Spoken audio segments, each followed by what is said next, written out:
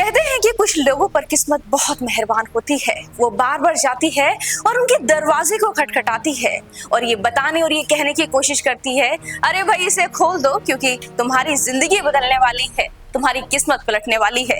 लेकिन कुछ लोग इतने ज्यादा ढीठ होते हैं या फिर इतने ज्यादा नासमझ होते हैं कि दरवाजे को नहीं खोलते और ये अपॉर्चुनिटी पहुंच जाती है किसी और की झोली में और बना देती है उसे सुपरस्टार।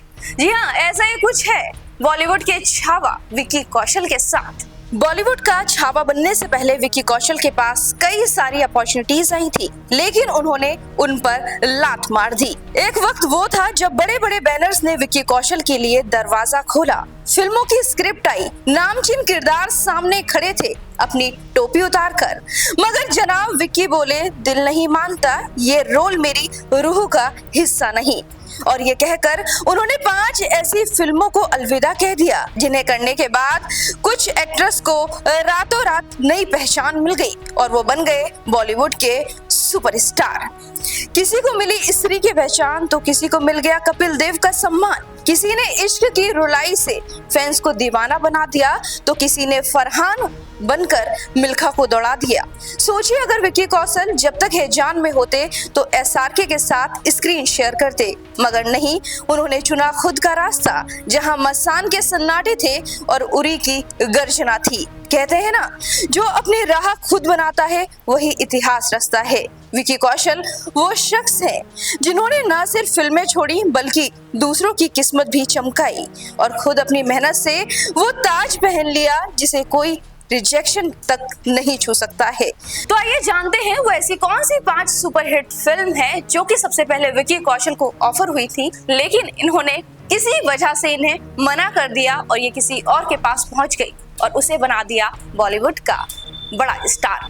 इस फिल्म में सबसे बड़ा नाम है स्त्री का। जी हाँ, स्त्री पार्ट 1 2019 में आया था।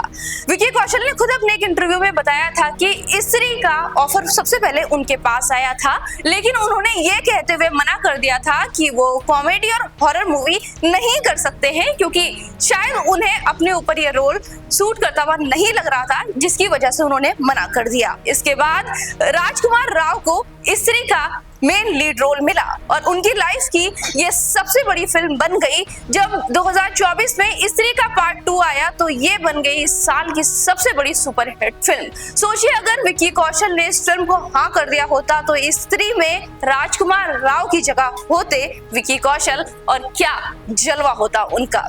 खैर, ये मूवी आई और गई और कई सारी मोटी कमाई भी इसने की।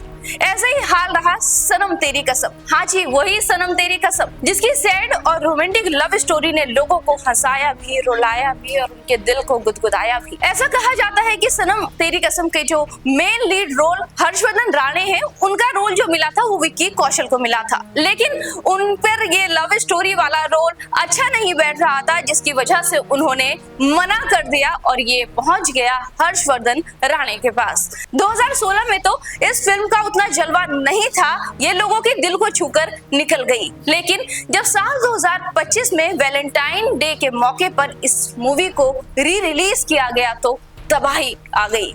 इस फिल्म ने इतने पैसे कमा लिए जिसकी उम्मीद नहीं थी। 9 साल बाद अचानक से हर्षवर्धन राणा की चर्चा होने लगी, इस स्वीट सी लव स्टोरी की चर्चा होने लगी और ये आज के युवाओं के जहन में रच गई और बस गई। सोचिए अगर हर्षवर्धन राणा की जगह विक्की कौशल इस रोल में होते, वो उसे कैसे निभाते और कैसे इस कैरेक्टर में जान डालते थे, क्योंकि विक्की कौशल एक बहुत अच्छे एक्टर हैं, लेकिन उन्होंने इस फिल्म को भी ठुकरा दिया था, ऐसी खबर है। विक्की कौशल ने सिर्फ इन 2 बड़ी फिल्मों को नहीं ठुकराया भाई, जब तक है जान। जी हाँ, शाहरुख खान की ये हिट मूवी भी विक्की कौशल ठुकरा चुके हैं।